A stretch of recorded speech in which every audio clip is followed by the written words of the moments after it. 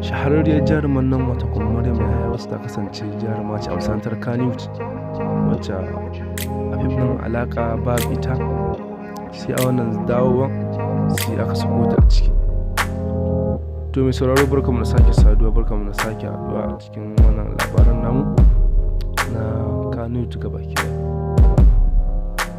Idan wannan shine zuwanka na farko sai ka danna mana subscribe sannan ka danna mana alamar ƙararrawa domin sanar kai sabon shirye-shiryenmu da zarar mun ɗora su. To mai sauraro sai ka gyara zama domin jin wannan labarin da kuma abin da yake faruwa a masana'antar Kannywood gabaki ɗaya.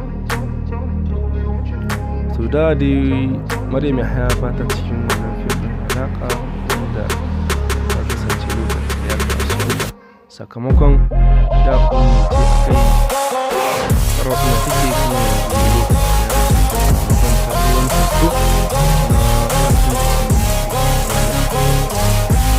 kasance da ainihin ya firgita ya sa Yahaya a madadin. Shin kun iya tambayan me yasa ko ga Maryam Yahaya lokaci ya? Mai sauraro? To yallaɓai dai Alinuhu ya cire Ummi daga cikin alaƙarsa ya sako Maryam Yahaya sau sakamakon ta yi wani ɓatanci wanda ya ɓata mata suna, yallaɓai da ganin abin da ya zama zai iya juyawa.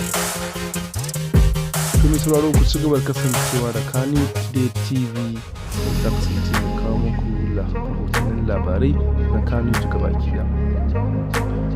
To kar ka manta danna mana subscribe sannan ka danna mana alamar ƙararrawa ta haka yana sanar da kai sabbin shirye-shiryen da za mu